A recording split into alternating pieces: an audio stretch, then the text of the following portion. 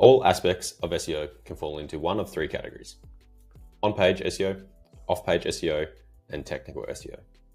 And while you need to focus on all of these aspects to increase your overall SEO performance, your SEO success ultimately boils down to one thing: keywords. Keywords drive our content strategy, our link building strategy, and can make or break an SEO campaign. And choosing and focusing on the right keywords can be the difference between a complete bust or a complete win with your SEO. So in this video, I'm going to show you how to conduct keyword research for your Shopify store, how to find killer keywords, and how to implement them into your website so you can make a ton more money. I'm Zach, owner of ZB SEO, where we help 6- and 7-figure Shopify e-commerce brands scale their organic revenue with SEO. So you've got a Shopify store and you want to make more money with SEO. The first thing you have to do is find keywords that are actually going to make you more money. Surprise, surprise. So to do that, all you are going to need, is Ahrefs or SEMrush. There's probably cheaper ones, but I use Ahrefs. And then free tools like Google Keyword Planner and Google's People Also Ask section. So before conducting any research, you must understand that keywords fall into three different categories: top of funnel, middle of funnel, and bottom of funnel. These can also be broken down into what we call money page keywords and blog post keywords. So depending on where a user is in your funnel will alter which keywords you are using and how you use them. So for example, for bottom of funnel keywords, you want to use shorter, more transactional type keywords. So these are keywords that are actually going to make you money, and you're going to target them on your product and collection pages. So things like blue dress, silk dress, or mini dress, all transactional type keywords. And then for your middle of funnel, you want to use slightly longer tailed keywords that help a user make a decision or evaluate why you are the best. These are going to be used in your blog posts, and they're going to be things like blue dress versus green dress, X brand versus Y brand, or best wrinkle-free dresses. And then finally, your top of funnel keywords are used for people in the awareness stage, meaning they don't know who you are, potentially what your product is or does, or perhaps what they are actually looking for. So these are highly informational type keywords and are going to give the user information about your brand or products. Things like what is the best dress to wear to a summer wedding, which dresses match a brown leather handbag, or what are some dresses that suit oversized women. So now you understand the different types of keywords are used. It's a good thing to understand how to actually use them. So first of all, you want to find keywords for each kind of collection cluster. Meaning if you have 10 main collections, so dresses, tops, shorts, handbags, glasses, etc., then you need keywords that are related to each collection rather than just a bunch of keywords related to like what your whole brand or to specific collections. So for example, if you get 100 blog keywords or top of funnel keywords for your dresses collection, but then only like 5 for your tops collection, that's not necessarily ideal. You want to spread these keywords out and utilize them wisely.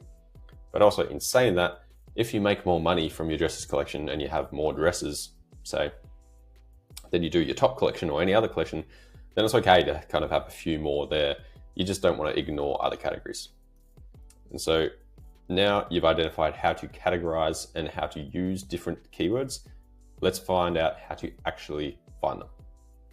So if you don't have Ahrefs or another similar tool, what you can do is just type a keyword into Google, and then go to the People Also Ask section and see what other people are looking for. So I've just typed dresses into Google here. You can see dresses Australia, dresses for women, cocktail dress, mini dress, chic dress. So it gives you a couple different examples. And you can kind of do that. You can click on cocktail dress and go down that funnel, figure out what other people are typing. So this gives you an idea of some potential subcategories perhaps for the dresses keyword. Then what you want to do is go into something like Google Keyword Planner, which is also free. And then you can see how much traffic there is for those keywords. So if you type the keywords in here, you can see the average monthly searches on the right-hand side. Now, I'd be a little cautious of these numbers because I don't think there's close to 1 million people typing dress into Google every month. Google probably uses this in terms of phrase match and all that kind of stuff. So it's not just dress specifically, but it gives you an idea. You want to make sure that there is some search volume for a keyword. So if this is completely empty, it's probably an indication that there's not many people searching for it.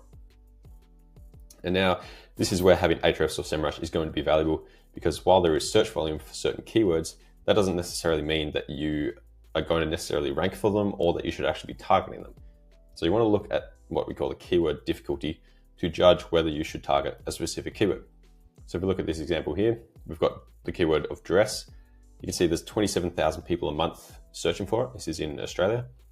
And the keyword difficulty is 30 out of 100. So depending on the size of your brand, this could be a very difficult keyword to rank for, or it could actually be quite easy. So it all kind of varies based on your current website performance and your current SEO performance. But see here, a keyword difficulty of 30 shows that roughly 36 referring domains are needed to rank in the top 10. So again, if you're just starting out, that's quite a lot. If you're a really big company, maybe that's not. Then we go down, we look at something like blue dress. Now we can see there's obviously way less. There's 6.7 thousand people a month searching for it. We can see the keyword difficulty is very easy. So maybe this is a keyword that you can rank for much quicker and you get much more traffic from this keyword than trying to rank for a much more difficult keyword. Now if we go even a step further, something like silk blue dress, we can see there's only 90 people a month searching for it. However, again, very easy keyword to rank for. And this kind of leads me into my next section, which is about the search intent. So after you've identified these keywords, then you want to actually look in Google and identify the search intent of a keyword, right? So if we look at these examples again, if someone types dress into Google, then this is quite a broad term. Yes, it's a transactional keyword, but someone searching for dress, they maybe don't know what they're looking for. They're just looking for a dress. Do they want a short dress, a long dress, a blue dress, green dress, etc.? But if we get down here, yes, there's only 90 people a month searching for it, but this is pretty specific. Someone searching for silk blue dress has much more intent behind that search, and so they're probably more likely to buy. And so you may get, close to 50 to 90 people from this keyword, and out of that, you might have a very good conversion rate because it's very specific to the page that you're going to create. And so, for example, if we type dress into Google, this shows a bunch of products and collection pages. Beyond the ads, the next ones here are all the collections. And this shows that it is suited for a bottom of funnel or a transactional page because it is a transactional type keyword. People are looking to buy when they type that keyword in. If we look at another keyword, say what is the best dress for a wedding, after the initial sponsored ads, the first thing that shows up is actually YouTube videos. And so this shows us that the intent behind this keyword is perhaps slightly more informational rather than transactional. And so you want to do this with all your keywords and make sure that you identify what a user is actually looking for. Because while you may think it is X, it could be Y, and you want to set up your website and set up your content in a certain way. So doing intensive keyword research to find the most relevant keywords in all areas of your funnel and how you're going to implement throughout your website via your blogs, collections, and products is going to put you miles ahead of your competitors. Because I guarantee you, none of them are doing this. I've had a look at so many e-commerce sites and very little have any kind of structure. And so it's obvious. So once you've decided which keywords you're going to target, now you need to actually incorporate them throughout your website. So I'm going to make another video on that and how to optimize your product and collection pages and also how to write blogs for e-commerce eventually. So just check out my channel and see if that video is up when you watch this. Now, all that section that we just talked about was more aimed at bottom of funnel keywords. And so I'm going to look at now how you can find blog keywords to target. So tools like Answer the Public, Google's People Also Ask, and also Uber Suggest are great. I like Google's People Also Ask to get you started because it's free, it's easy, and it's straight from Google. So you just type a keyword in, up here I've got silk dresses formal, and then you go to People Also Ask, you can click these drop downs and it gives you a few more.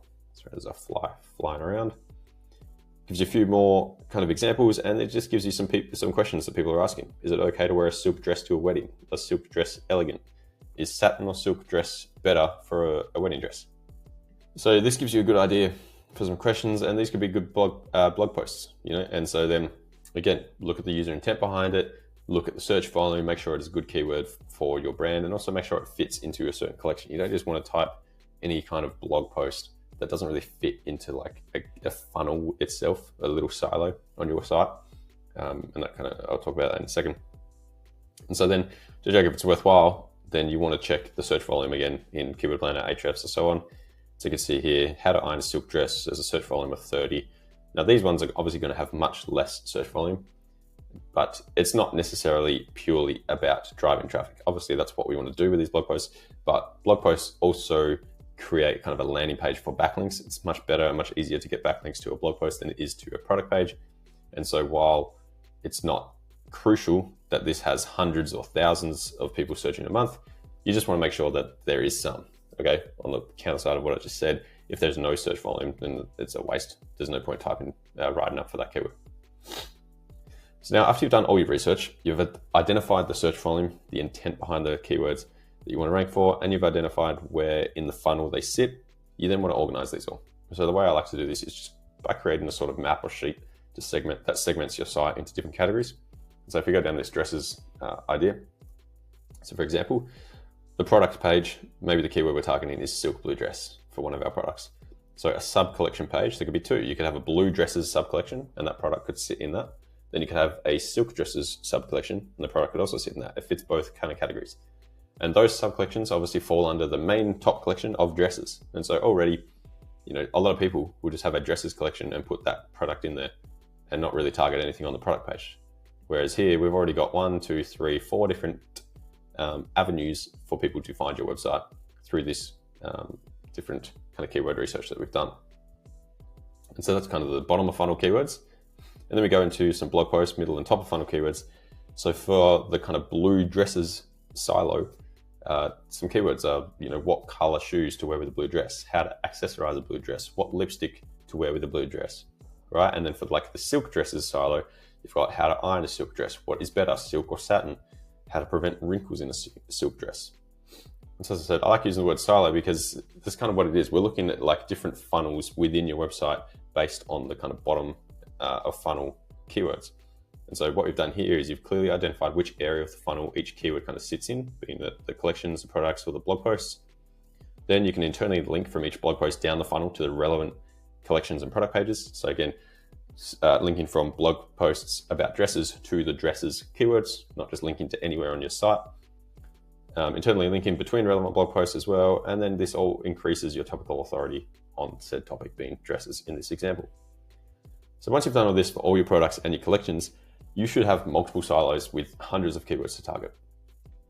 And then your job is to implement them correctly, which I'll talk about in my next video. And so now you should understand how to identify killer keywords for your Shopify store. And when identified and implemented correctly, this should hopefully make you a lot more money. So I hope you enjoyed it. If you want to find out more, then visit my website below, subscribe, and I'll see you in the next one.